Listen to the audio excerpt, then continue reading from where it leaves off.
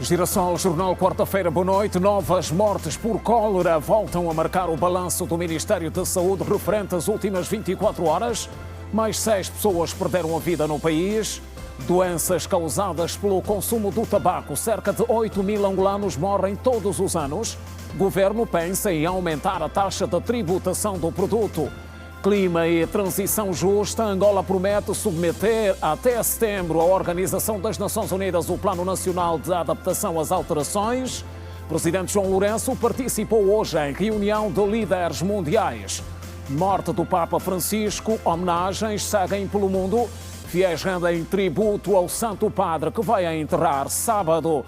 No Dia Mundial da Propriedade Intelectual, o compromisso de Angola com o conhecimento. Girassol Jornal, quarta-feira, 23 de abril de 2025. Vamos informar. Bem-vindos.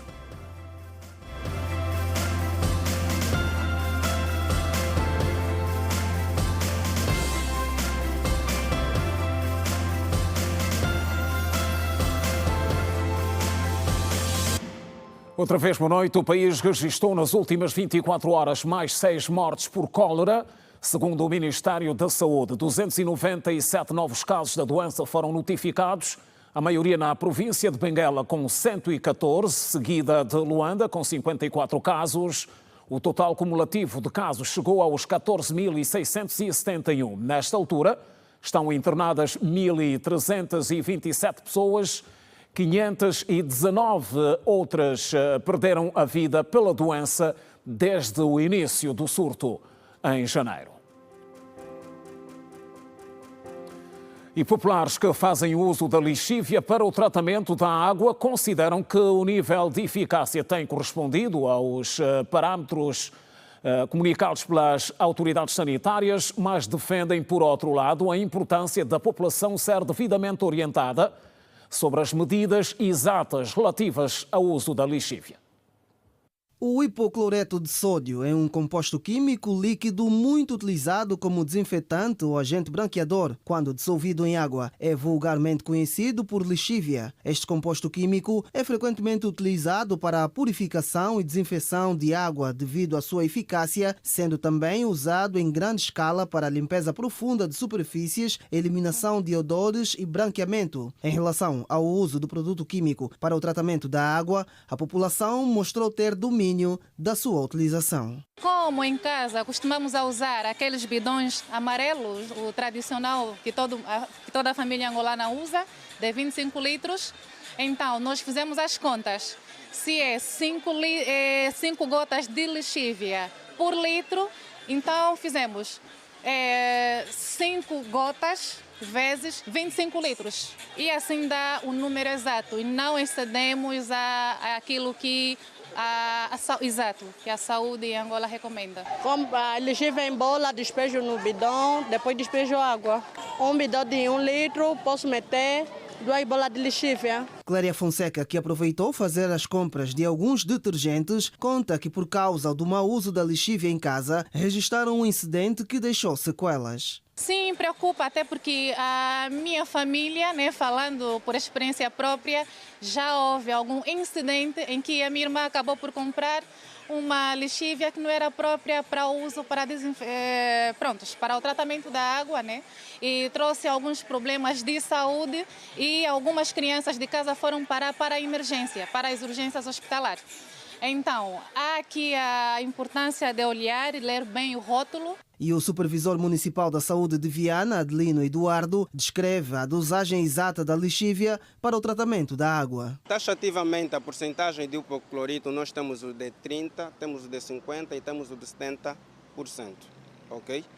A nossa comunidade, infelizmente, elas compram de maneira aleatória. E desta forma, torna-se um pouquinho difícil nós identificar a medida certa, pois não sabemos qual é o tipo de hipoclorito ou a porcentagem do hipoclorito a ser utilizado, se é de 50% ou de 30% ou de 70%, que nós, por exemplo, estamos a fazer a distribuição deste hipoclorito de cálcio. Se for o hipoclorito de cálcio de 70%, são 3 gotas em 1 litro de água. Se estivermos a falar de hipoclorito de cálcio de 50%, são 5 gotas em 1 litro de água. Apesar de existirem inúmeros agentes desinfetantes e tratamentos de água, sucessivas investigações têm revelado que o hipocloreto de sódio reúne as melhores características relacionadas com a biossegurança, facilidade de utilização, eficácia e baixo custo quando comparado com outros produtos químicos. 8.000 angolanos morrem todos os anos devido a doenças causadas pelo consumo do tabaco. Por isso, o Estado pretende aumentar a taxa de tributação do produto de 10% para 75%. A intenção foi manifestada nesta quarta-feira durante o workshop sobre a tributação do tabaco em Angola, que juntou especialistas de saúde e da Administração Geral Tributária. O Ministério da Saúde defende o agravamento da taxa de tributação do tabaco em Angola de 10% e 30% para produtos nacionais e importados para 75%. A medida, segundo o secretário de Estado da Saúde, Pinto de Souza, visa controlar a comercialização e combater o uso do tabaco para diminuir o número de mortes no país pelo consumo do tabaco. O tabaco continua a ser uma das principais causas evitáveis de doenças e mortes prematuras no mundo e, em particular, em Angola, onde se estima que 8.000 angolanos morram todos os anos devido ao consumo de tabaco. O seu consumo está associado a doenças cardiovasculares, respiratórias e a diversos tipos de cancro, impondo um pesado fardo sobre os nossos sistemas de saúde. Durante o workshop sobre tributação do tabaco, realizado nesta quarta-feira pela Direção Nacional de Saúde Pública e que juntou vários especialistas, Franco Martins, representante da organização, sublinhou que para reduzir o consumo deste produto, a solução passa pelo aumento dos preços. Deseja-se, pois, que reflitamos sobre as estratégias para o aumento da tributação ao revendedor do tabaco para níveis superiores a 75%, bem como sobre a alocação ao setor da saúde de cerca de 10%, por forma a mais consistentemente fortalecermos o combate e o controlo do tabaco. Controlar a venda do tabaco não é só desafio de Angola, mas é global, já que, segundo o representante da Organização Mundial da Saúde, em Angola continua a ser igualmente uma das maiores causas de mortes no mundo. Todos os anos, mais de 8 milhões de pessoas morrem de doenças relacionadas com o tabaco. A Administração Geral Tributária defende que se pense no tipo de imposto na tributação em quantidade e não do cigarro. Para Pedro Marques, da AGT, independentemente dos preços, os danos são iguais. Sendo um imposto ad valorem, não leva a nenhum resultado que beneficie a saúde. Os danos de cada cigarro é o mesmo, independentemente do seu preço, quer sejam mais caros, quer sejam mais baratos. E, portanto, o imposto deve ser específico, daí se pensar na tributação em quantidade e não ad valor, em vez de se tributar pelo aumento do preço desses produtos. Existe, portanto, um espaço significativo que temos que caminhar para avaliar as melhores condições de tributar o cigarro. Especialistas em saúde pública reúnem em workshop para encontrar fórmulas de combate aos prejuízos causados pelo tabaco. Foram detidos pelo Serviço de Investigação Criminal no município do Chipindo, província da Huila, 2 cidadãos suspeitos de envolvimento na morte de uma jovem de 20 anos de idade na localidade de Xaxixoca. A vítima foi espancada e esfaqueada quando regressava a casa por ter resistido a um roubo. Os 2 suspeitos de participação na morte da jovem Cecília Maria, de 20 anos de idade, na localidade de Xaquicoca, no município do Chipindo, foram detidos pelo Serviço de Investigação Criminal. De acordo com o porta-voz do SIC na Huila, a vítima foi surpreendida quando regressava a casa na companhia de 2 primas que se meteram em fuga em busca de socorro, tendo a vítima sido espancada e esfaqueada, ferimentos que provocaram a sua morte. Segundo a Quitumba, realça que no regresso, as parentes e alguns populares encontraram a jovem morta e sem os seus pertences. Sem motivo aparente, desferido golpes no rosto, soco no rosto e na bexiga, alegando que esta deveria dar todos os pertences que tinha, dentre os quais a pasta e valores monetários. As primas, certamente, ao verem a ação, insurgiram-se contra o mesmo, mas foram frustradas suas ações porque também acabaram por ser agredidas e fugiram à busca de ajuda. Minutos depois, regressou a prima com alguns vizinhos daquela região, mas infelizmente a cidadã em causa já estava morta, tendo sido arrastada a 300 metros de um outro local com o intuito da ocultação do referido cadáver. Foi igualmente detida uma mulher de 32 anos, acusada de, durante um desentendimento, ter empurrado violentamente uma amiga que morreu depois de a embater com a cabeça no chão. O crime ocorreu por desavenças provocadas por ciúmes. Esta cidadã residente no bairro da Chavola encontrava-se no interior de uma residência a conviver e a fazer um consumo de bebida alcoólica em companhia das amigas. Minutos depois apareceu o esposo da acusada e, depois de ter com esta, foi ter com a malograda. A acusada, vendo que o seu esposo conversava durante muito tempo com a malograda, insurgiu-se contra ela entre discussão. Esta empurrou a malograda ao solo, tendo batido com a região craniana no solo, levando à morte minutos depois da mesma. O outro detido pelo SIC é um pastor de uma igreja do Lubango de 24 anos, acusado de abusar sexualmente durante os últimos 2 anos, uma crente da sua denominação religiosa, agora com 14 anos. Este serviço apurou igualmente que este cidadão e a menores mantêm uma relação de 2 anos, ou seja, começaram a namorar no ano de 2023, quando a menor tinha apenas 12 anos e o cidadão em causa 22 anos de idade, e que por várias vezes foram tendo relações. São as notícias no Girassol Jornal. Mais de 1000 vagas de emprego estarão disponíveis até ao fim do ano em curso para ingresso de candidatos à função pública. Os dados foram avançados pelas entidades gestoras dos concursos públicos, nomeadamente o Instituto de Modernização Administrativa e a ENAP.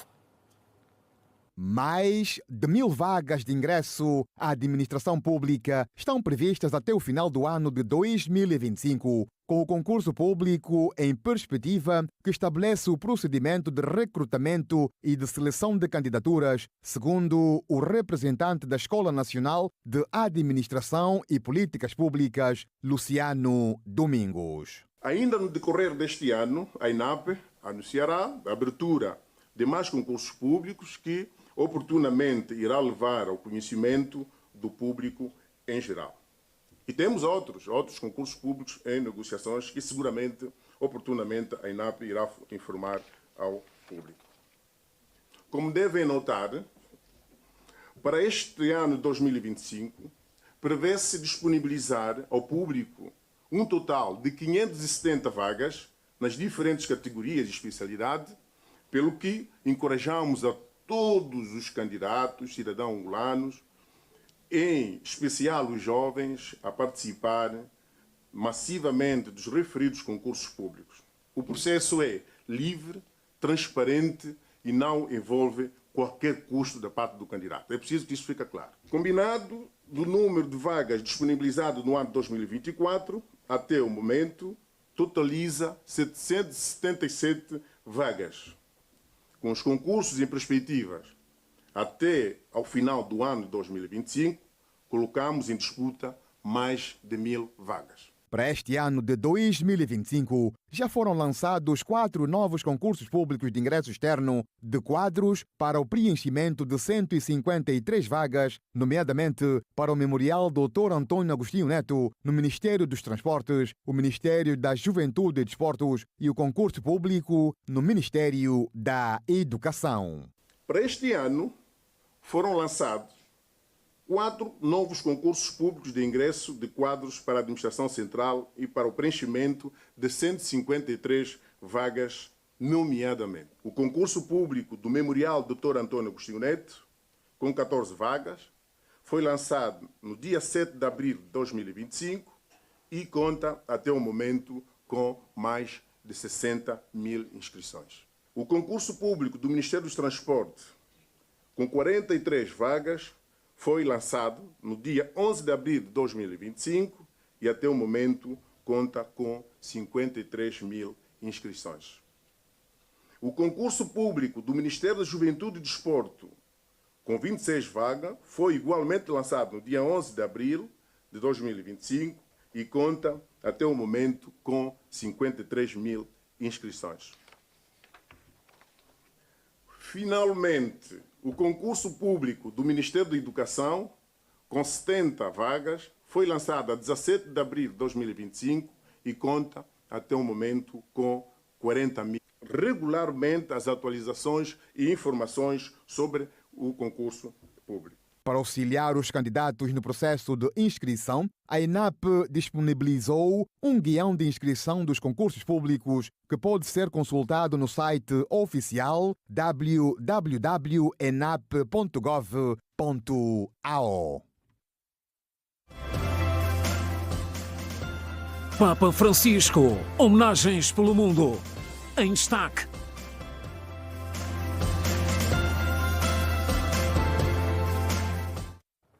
O Presidente da República, João Lourenço, anunciou hoje que o país vai submeter até setembro próximo à Convenção Quadro das Nações Unidas, o Plano Nacional de Adaptação às Alterações Climáticas, documento que refletirá as ações a serem implementadas nos domínios da agricultura e segurança alimentar, recursos hídricos, infraestruturas resilientes, proteção dos oceanos e saúde pública. Angola, à semelhança de muitos países, tem sofrido com os fenómenos nefastos resultantes das alterações climáticas. Um cenário que levou o Executivo a tomar medidas urgentes tendentes a minimizar os seus impactos socioeconómicos. O dado foi avançado pelo Presidente da República, João Lourenço. Para este ano, o Executivo estabeleceu algumas ações prioritárias. Para o ano em curso, foram estabelecidas pelo Executivo angolano algumas ações prioritárias, das quais destaco a apresentação até o mês de setembro à Convenção Quadro das Nações Unidas para as Alterações Climáticas, da contribuição nacionalmente determinada, NDC 3.0, com metas ambiciosas e realistas para a redução da intensidade carbónica. Pretendemos igualmente, até setembro do corrente ano, submeter pela primeira vez a Convenção Quadro, o Plano Nacional de Adaptação às Alterações Climáticas, que refletirá as ações a serem implementadas nos domínios da agricultura e segurança alimentar, recursos hídricos, infraestruturas resilientes, proteção dos oceanos e saúde pública. Com o propósito de recolher indicadores mais fiáveis e precisos sobre a ação climática a nível nacional, estabelecemos como metas para este ano iniciar a operacionalização do Sistema Nacional de Monitorização, Reporte e Verificação e colocar em funcionamento o Observatório Climático e Ambiental, dois mecanismos que têm por finalidade contribuir para a produção de informação atualizada em matéria de ambiente no nosso país. No ano em que o Brasil se prepara para acolher a COP30, Angola espera que o evento traga resultados tangíveis relativamente à flexibilização do acesso urgente ao financiamento climático. João Lourenço sinaliza que a operacionalização do novo objetivo de financiamento de 1,3 bilhões de dólares por ano até 2035 para os países em desenvolvimento lidarem com as mudanças climáticas será um verdadeiro teste à credibilidade do sistema internacional. Tendo em conta o facto de que o ano de 2025 representa um marco bastante importante no capítulo do clima, pelo facto de se assinalar os 30 anos de implementação da Convenção Quadro das Nações Unidas para as Alterações Climáticas e os 10 anos da assinatura do Acordo de Paris, Angola espera que a COP30 traga resultados tangíveis relativamente à flexibilização do acesso urgente ao financiamento climático para que os países em desenvolvimento implementem as suas políticas de adaptação e aumentem as suas capacidades de resiliência climática. Negar a crise climática não vai fazê-la desaparecer, disse o presidente do Brasil na sua intervenção, sinalizando que um dos objetivos é fazer da COP30 uma mobilização coletiva em prol da implementação dos compromissos climáticos. No Brasil, quando queremos mobilizar esforços em torno de um objetivo comum, utilizamos uma palavra de origem indígena chamada mutirão. Queremos fazer da COP30 um grande mutirão em prol da implementação dos compromissos climáticos. Guerras, corridas armamentistas e cortes na ajuda ao desenvolvimento e no financiamento climático nos empurram para trás. O planeta já está farto de promessas não cumpridas. A reunião de líderes sobre o clima e a transição justa, que decorreu hoje em formato virtual, foi uma iniciativa conjunta do secretário-geral das Nações Unidas, António Guterres, e do presidente do Brasil, Lula da Silva. Participaram do encontro também os presidentes da China, França e Tanzânia. E os presidentes dos parlamentos dos países que integram a Conferência da Região dos Grandes Lagos foram recebidos nesta quarta-feira na Cidade Alta pelo Presidente da República, João Lourenço. Os 12 líderes parlamentares estão no país no quadro da 15ª sessão ordinária da Assembleia Plenária do Fórum da Conferência Internacional da Região dos Grandes Lagos, que Luanda acolhe desde domingo e que vai estender-se até ao dia 25 do corrente mês. No final do encontro, o presidente do Fórum Parlamentar da CIRGL, a zambiana, Nelly Muti, disse que o encontro serviu para apresentar ao também presidente da Conferência Internacional da Região dos Grandes Lagos o relatório de missão de averiguação sobre a paz e a segurança realizado a nível da região. Tendo realizado esta missão, tanto julgamos ser prudente como parlamentares vir reportar à Sua Excelência Presidente da República de Angola, que também é o presidente da Cimeira da Conferência Internacional sobre a Região dos Grandes Lagos. Julgamos ser importante remeter este relatório na medida em que este relatório delineia algumas recomendações que nós apresentamos, que julgamos serem a melhor maneira em que podemos lidar com a crise de segurança a nível da nossa região, mormente na região leste da República Democrática do Congo, porque como parlamentares, a paz na região é de grande importância e para tal devemos trabalhar todos no sentido de manter a paz e a estabilidade, de tal forma que possamos trazer as partes beligerantes à mesa de negociações, que se possam sentar e que possam, digamos, entender-se. Portanto, e nós julgamos é importante que tomemos soluções africanas, que ninguém fique de fora e não esperemos que gente que venha de fora que venha resolver os nossos problemas, pois somos irmãos e irmãs e devemos trabalhar em conjunto. A única coisa que nos separa são as fronteiras artificiais colocadas pelos colonialistas, que parece, a meu ver, que nós respeitamos mais do que outra coisa, mas nós, como irmãos, estamos condenados a viver em harmonia, a viver em conjunto e em paz.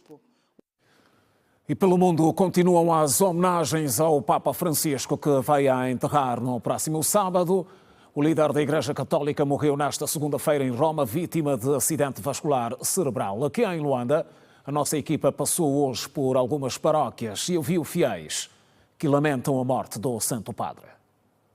Fiéis e peregrinos da Igreja Católica reúnem-se nas paróquias para prestar as últimas homenagens ao Papa Francisco, que vai ser sepultado sábado, dia 26 deste mês. No bairro Palanca, em Luanda, os fiéis uniram-se para rezar. Um retrato do Papa chegou a ser posicionado para uma missa que acontecerá em memória ao legado do pontífice. Então essas fotografias, os padres, os parcos estavam na reunião lá na Diocese de Viana, a receber as fotos do padre, meteram todas as comunidades da Igreja Católica. Assim tivemos a reza, mas assim quando saí na capela, na caminhada, fiz a minha reza dos 4 terços. Terminei os 4 terços através do terço do bispo.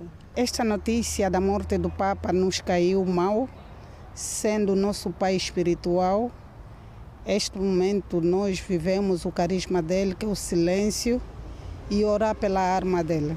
Estamos num processo de missas, um processo de louvor, e como é que eu posso dizer? É mais o silêncio, estarmos em silêncio, porque quem perde não fica alegre. No Instituto Superior Dom Bosco, o que se percebe é um clima de luto, pois quem conviveu com ele acredita no legado e na mensagem deixada pelo Papa. Pessoalmente, tive a ocasião de estar ao lado de Santo Padre várias vezes, como diácono, na altura quando estava a estudar em Roma. Uma das mensagens justamente esse sentido de proximidade. Proximidade para com os pobres, proximidade com aqueles que são necessitados e, sobretudo, o sentido de inclusão, saber incluir a todos, independentemente da sua condição social, mas o Papa Francisco deixa aquela mensagem de um humanismo. O pároco da Igreja Santa Teresinha do Menino Jesus fala da maior lição que aprendeu durante o mandato do número 1 da Igreja. Para mim, tocou-me bastante a sua sensibilidade, a sua relação com os pobres, o seu ir às existências das nossas próprias humanidade, né? No mais íntimo, no mais sensível. É um Papa de extrema misericórdia, aquele que sabia abraçar o pobre e o rico, aquele que tocava cada vez mais a nossa humanidade, perdoando até mesmo aquilo que beliscava o nosso relacionamento com o Senhor. Tendo em vista a sucessão, os fiéis esperam que o novo Papa dê sequência nas ideologias de Francisco. Espera-se um Papa sensível, um Papa que seja expressão de unidade, um Papa que toca também as existências do mais íntimo do ser humano, de tal forma que, com a luz do Espírito Santo, nós possamos ter no nosso meio um verdadeiro homem de Deus no meio da comunidade cristã. O Vaticano anunciou nesta quarta-feira que o corpo do Papa Francisco será levado para a Basílica de São Pedro, em Roma, para que os fiéis possam prestar a última homenagem ao Papa. E os fiéis católicos, e não só, já podem dar o último adeus presencialmente ao Papa Francisco durante 3 dias antes do funeral do Sumo Pontífice, marcado para sábado.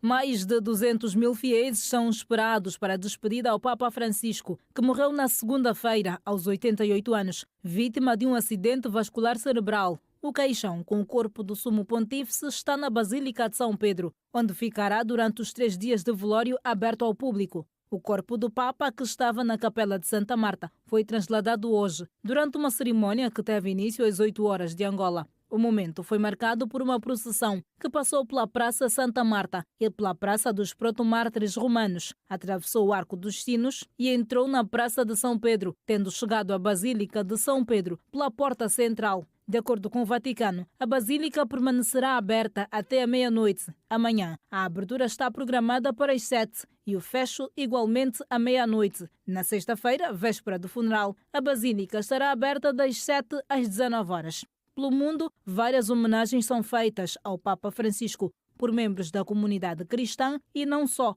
O funeral do líder católico acontece no sábado. As cerimônias fúnebres serão presididas pelo cardeal Giovanni Re. Para a cerimônia, são esperados vários chefes de Estado e do governo em 170 delegações, além de outras entidades.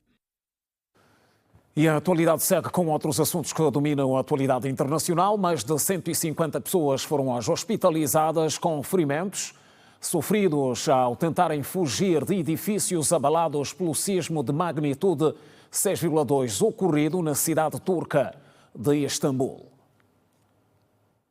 Os cidadãos ficaram feridos por terem saltado de alturas elevadas devido ao pânico criado pelo sismo de magnitude 6,2 ocorrido na cidade turca de Istambul. Os feridos estão a receber tratamento nos hospitais e não correm risco de vida, declaram as autoridades locais em comunicado de imprensa. A Agência de Gestão de Catástrofes e de Emergências apelou à escola e festejavam nas ruas, causando pânico generalizado em Istambul. O terremoto ocorreu a 10 km de profundidade, com o epicentro a cerca de 40 km a sudoeste de Istambul, no Mar de Mármara, de acordo com o Serviço Geológico dos Estados Unidos. A chefe de Justiça do Ghana, Gertrude Torkono, foi suspensa na sequência de 3 petições de má conduta, numa medida que provocou polémica política e dividiu a opinião pública. Este acontecimento marca a primeira vez na história do país que um presidente de justiça em exercício foi suspenso. A administração do presidente John Mahama afirma que a suspensão é necessária para permitir uma investigação justa. No entanto, os líderes da oposição acusam o presidente de interferir no judiciário e tentar instalar juízes simpáticos ao Congresso Nacional Democrático. Torkono, que foi nomeada em 2023 como a terceira mulher-chefe de justiça do Ghana, não respondeu publicamente às alegações. Um comitê de 5 membros foi formado para investigar as alegações, com 2 petições adicionais surgindo após a suspensão.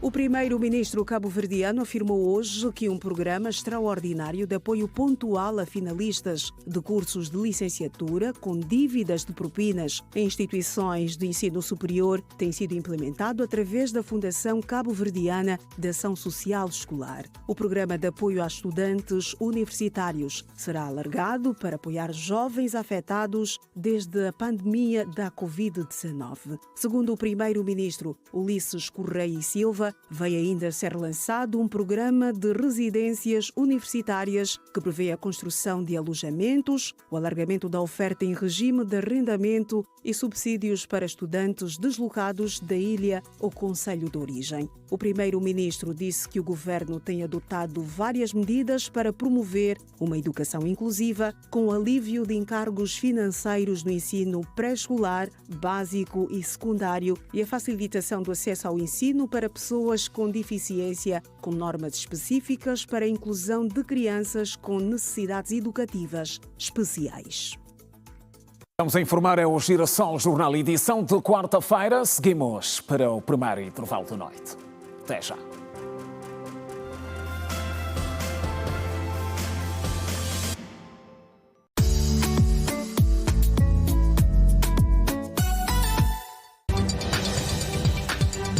Uma análise sobre o que gastamos e poupamos diariamente. As finanças, os negócios, os indicadores sobre a economia de Angola, o fecho e abertura das bolsas de valores. De segunda a sexta-feira, Economia do Dia, só na TV Girassol.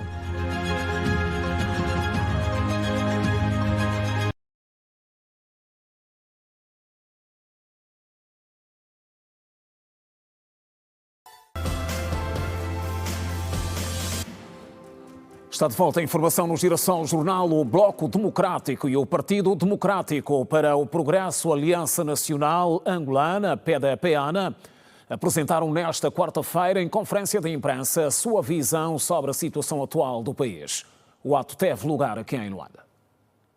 A declaração sobre a atual situação do país foi lida pelo presidente do Bloco Democrático, Filomeno Vieira Lopes, que disse que, apesar dos 50 anos de independência nacional, Angola continua a não dar sinais de produção. Angola, apesar deste feito grandioso, que historicamente marcou o início de uma nova era para os angolanos, infelizmente, continua a não dar sinais de evolução. Tudo por conta de uma mentalidade e lógica de governação que primou pelo Partido Único e permanece em regime autocrático, condicionando a vida de muitos angolanos e angolanas para regalo de um grupo minoritário que se apropriou do esforço geral. Filomeno Vieira Lopes disse ainda que os órgãos de comunicação social são responsáveis por manipular a informação, dividir e enfraquecer as forças da oposição. Os partidos concluem que esta deterioração é devido ao agravamento de políticas antissociais, da disseminação de conteúdos antidemocráticos, ao aprofundamento da legislação de cunho partidário e numa prática fascista e de ódio.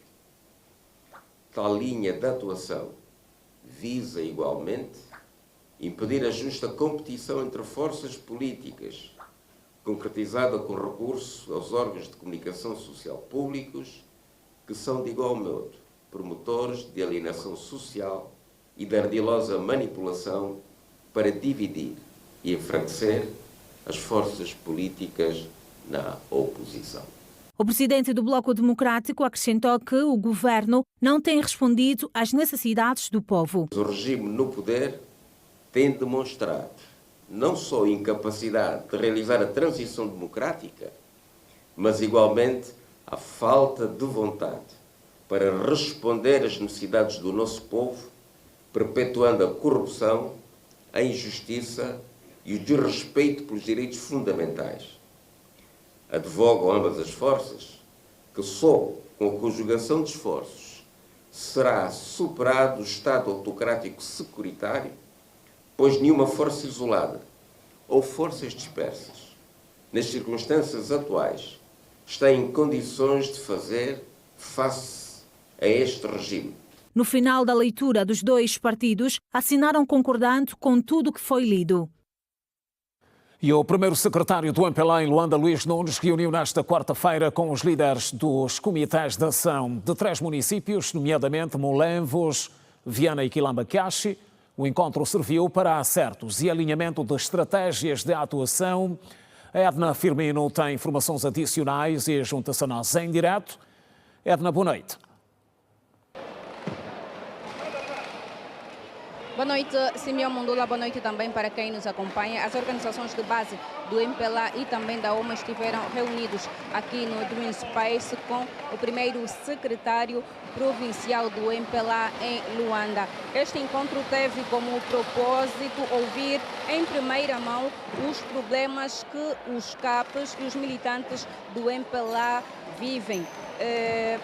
Estiveram aqui reunidos mais de 1000 secretários. Vamos ouvir o secretário provincial do MPLA em Luanda, Luís Nunes.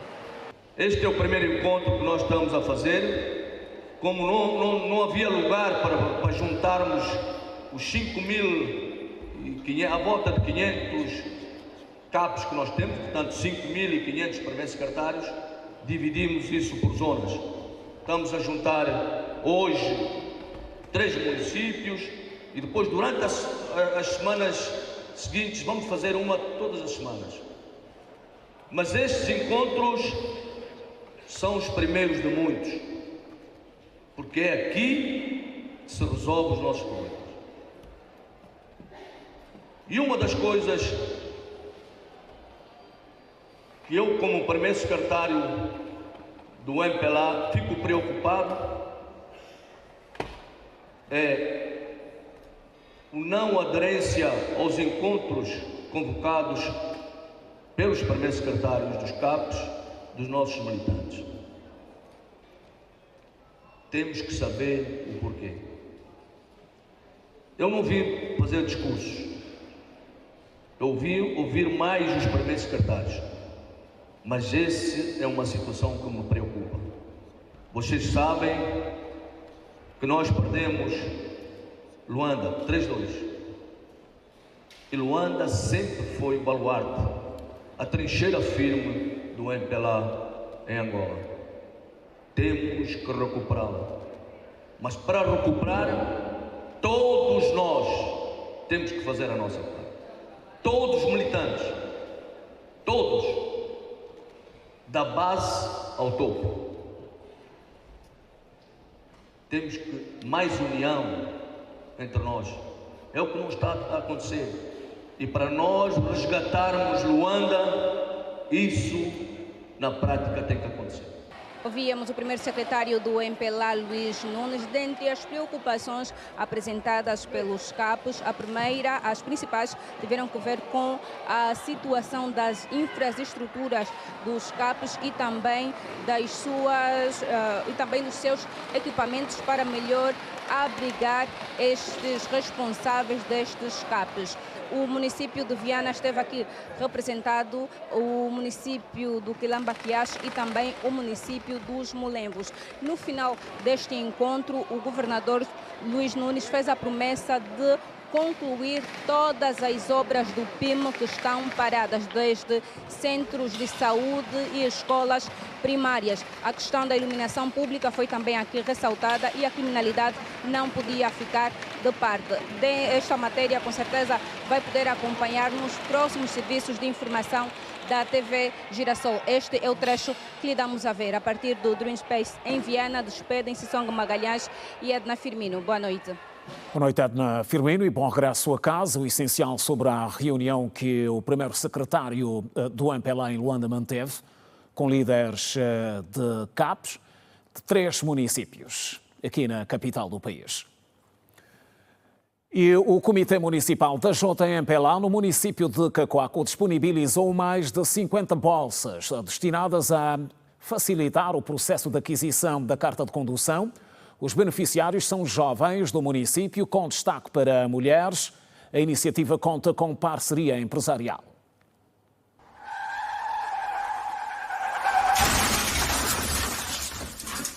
Os acidentes de viação continuam a ser a segunda maior causa de morte em Angola. Quanto às causas dos acidentes, destacam-se a inobservância das regras do Código de Estrada. Para diminuir o número elevado de acidentes no município de Cacoaco, o secretário do Comitê Municipal do JMPLA na localidade, em parceria com um empresário, concedeu mais de 50 bolsas para a aquisição de carta de condução aos jovens do município, tendo sido as mulheres as mais beneficiadas. É louvável e é gratificante porque nós, enquanto jovens, precisávamos dessa oportunidade. Um empresário do município pensou-nos, então devemos aproveitar da melhor maneira possível. Atropelamentos, colisões entre automóveis e motociclos, bem como despistes, seguidos de capotamento, têm sido frequentes no município de Cacoaco, quadro que o secretário do Comitê Municipal do MPLA pretende ver alterado e, por isso, têm desenvolvido várias ações.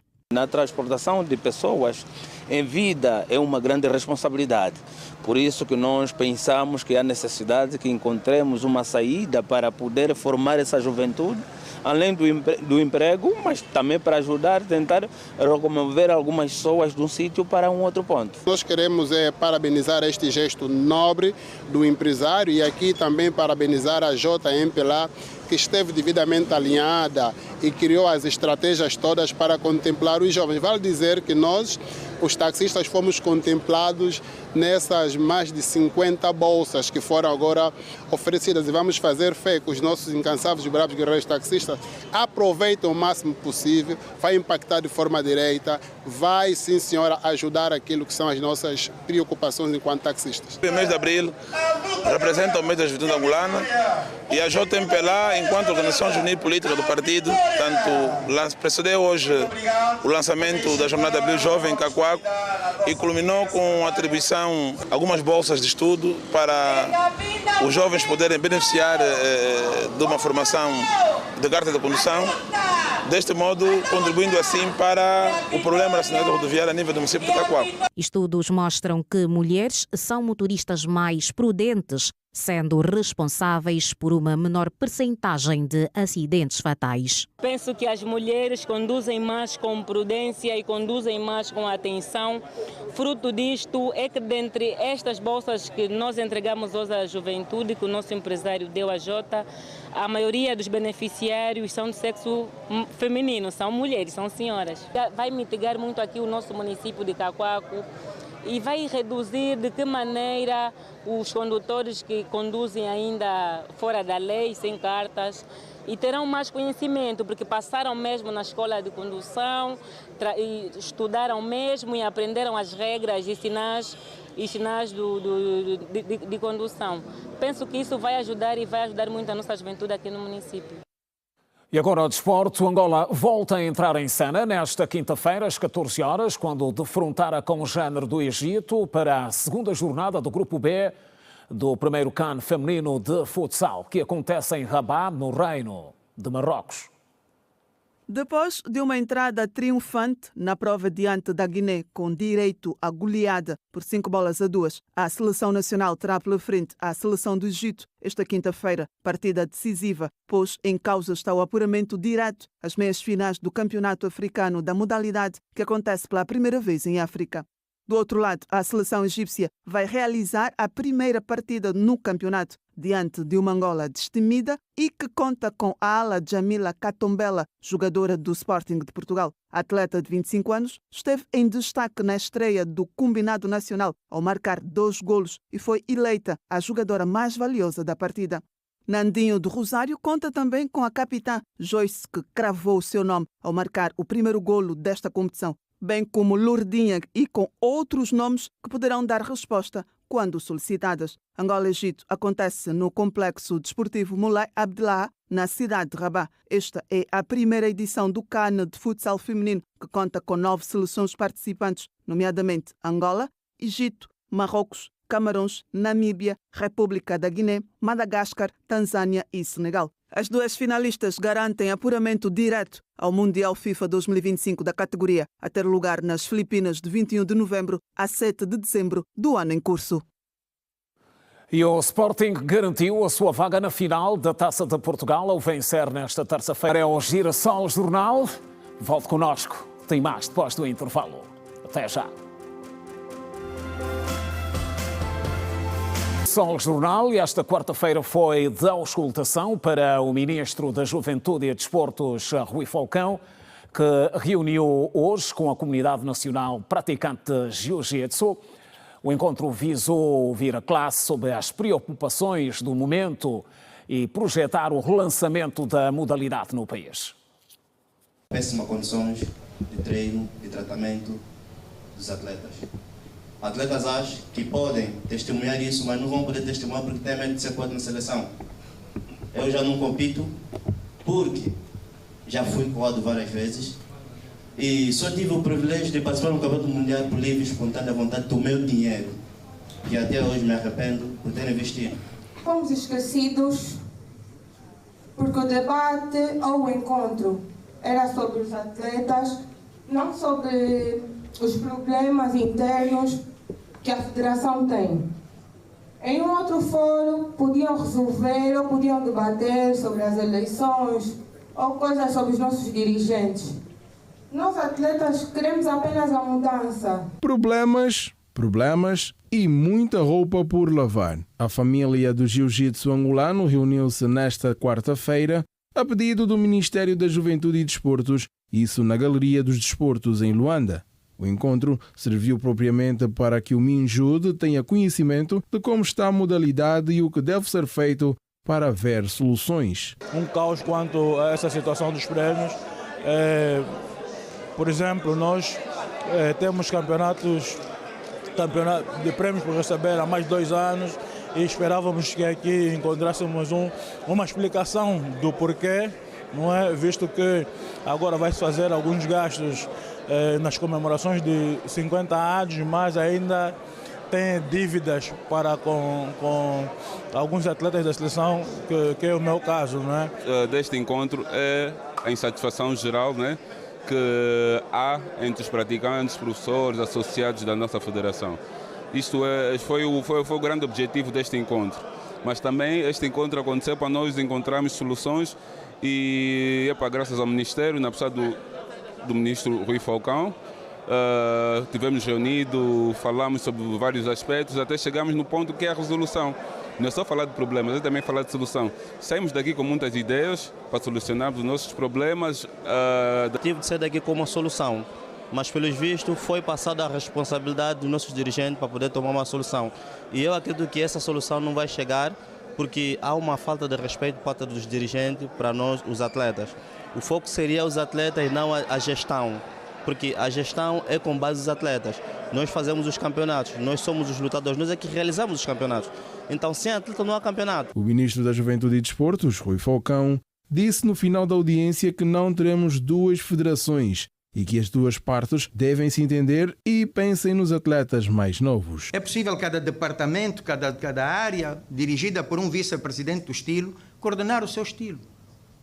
Quando prepararem o orçamento 2026, prepararem o orçamento para os diferentes estilos, convergindo naquilo que é o interesse da modalidade. E mais, deixarem de andar a mentir às pessoas. Com a federação dividida entre jiu-jitsu tradicional e jiu-jitsu brasileiro, os atletas esperam que haja melhor entendimento entre ambas as partes para que todo esse problema seja resolvido.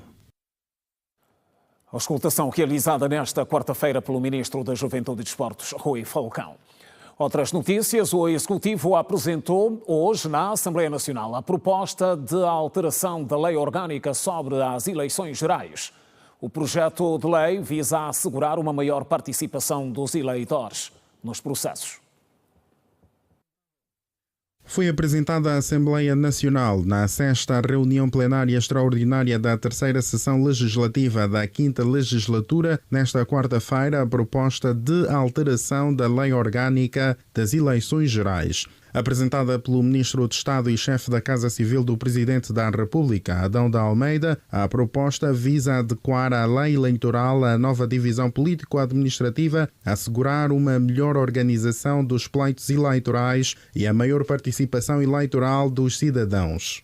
Em geral, o conjunto de propostas apresentadas visam 3 objetivos principais: assegurar uma maior participação dos eleitores nos processos eleitorais, assegurar um processo de apuramento dos resultados mais simples e fiável, melhorar a organização dos processos eleitorais em geral. Em concreto, propõe-se o seguinte: em primeiro lugar, simplificar os requisitos para o exercício do direito de voto através da consagração do bilhete de identidade como documento único para o exercício do direito de voto. Tal solução é a que mais se adequa ao princípio do registro eleitoral oficioso, consagrada pelo artigo 107-A da Constituição. A iniciativa do Executivo teve 113 votos a favor, 2 contra e 68 abstenções. E as reações não tardaram.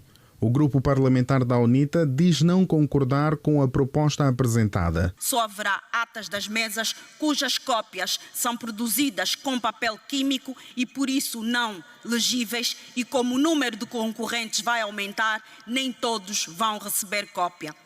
A proposta que o Governo nos apresenta contém ainda outros mecanismos que impedem ou dificultam o controlo da eleição pelo povo. O Governo quer que haja forças armadas nas assembleias de voto, quer que as pessoas, depois de votarem, fiquem a 1 quilômetro de distância, quer continuar a controlar a CNE e a mandar nela através dos seus ministros. Quanto à substituição do cartão de eleitor ao bilhete da identidade para votar, o acesso ao bilhete da identidade tem se transformado também de um veículo de proliferação da corrupção. Porque os cidadãos, na sua maioria, vão pagando algum emolumento extra ao que é pedido por lei para ter acesso aos bilhetes. Isto não vem no relatório do Executivo por razões óbvias.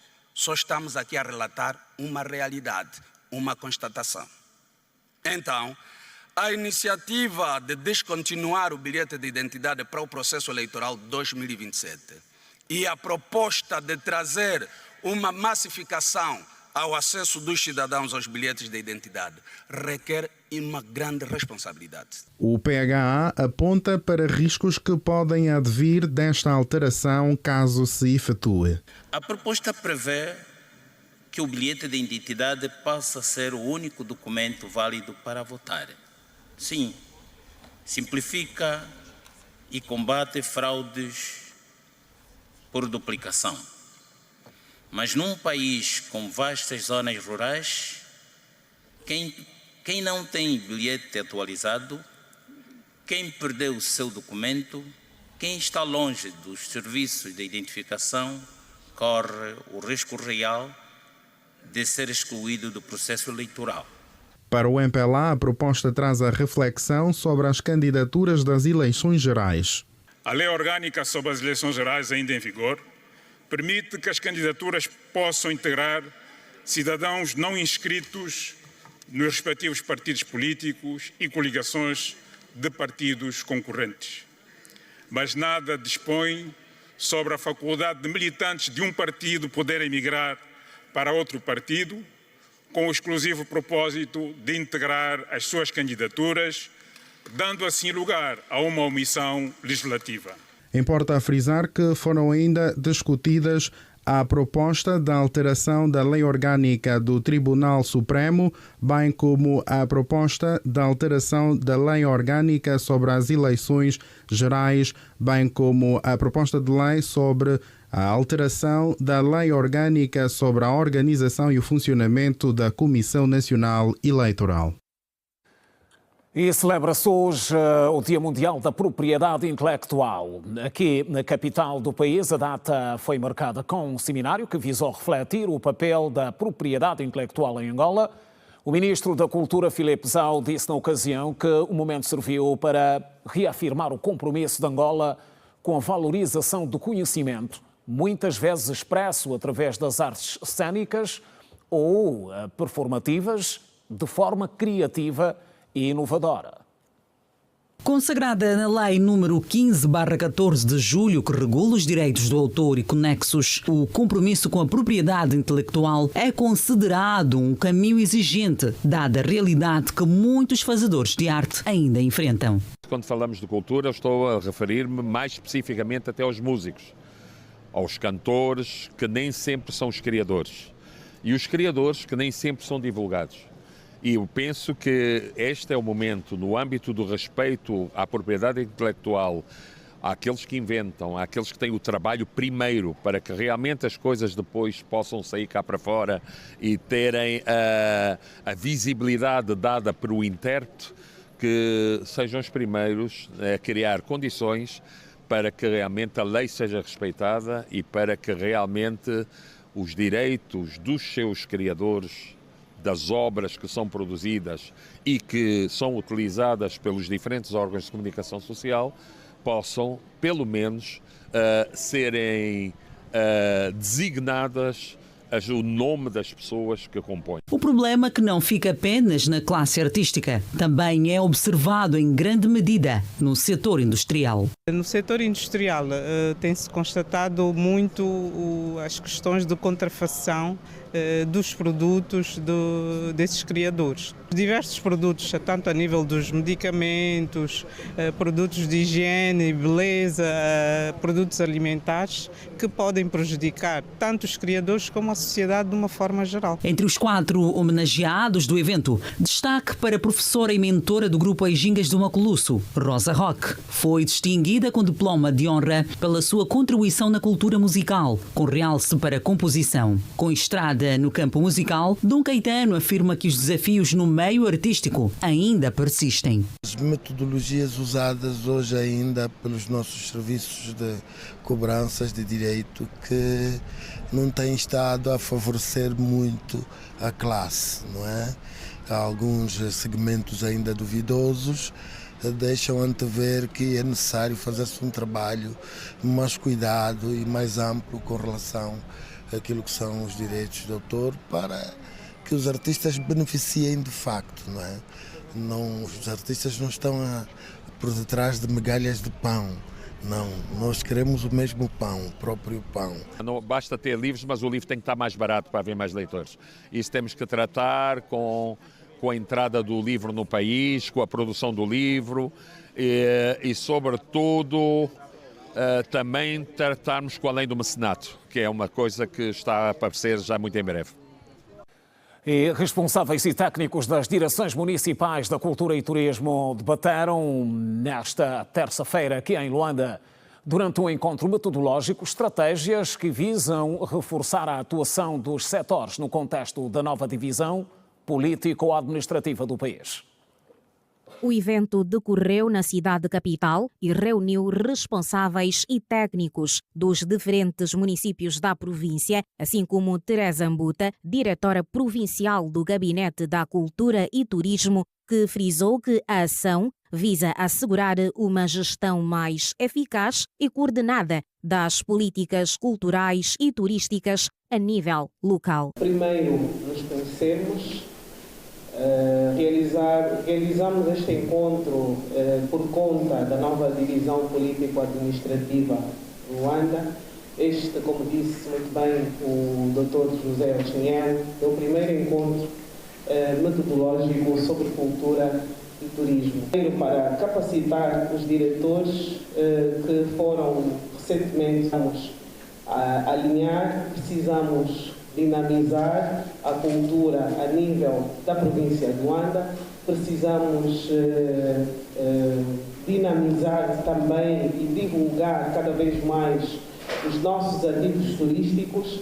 Luanda, parece que não, é daquelas províncias com as mais belas praias, não só do país, mas do mundo também, e nós precisamos ganhar com isso, precisamos tirar vantagem com isso. O vice-governador provincial para o setor político e social, Manuel Gonçalves, sublinhou que se espera que esta iniciativa metodológica contribua para a harmonização dos planos de ação municipais, promovendo uma atuação mais integrada e alinhada com as prioridades do governo provincial de Luanda. É um encontro metodológico de transmissão daquilo que é a coordenação de toda a área da cultura e do turismo, incluindo os municípios nas suas diversas áreas da cultura e do turismo, de maneiras a que se possa, dentro dos atos e os procedimentos,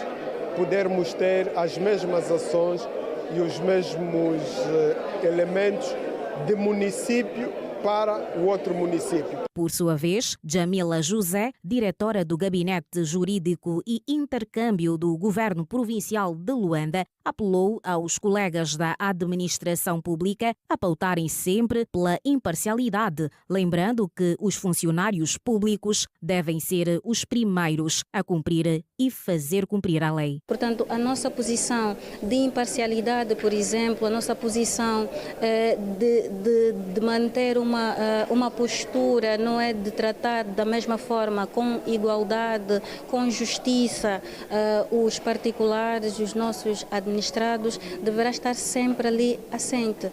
Contudo, a administração pública deverá tomar uma posição plena para que então o nosso ato final vá de encontro àquilo que é o princípio da prossecução do interesse público. O evento reuniu mais de 16 diretores municipais da cultura e turismo, na intenção de reforçar o compromisso do governo provincial de Luanda, de formas a garantir maior eficácia na implementação das políticas públicas dos referidos setores. Informamos por hoje. Voltamos amanhã à mesma hora, 19h45. Continuação de Boa Noite. Passe bem.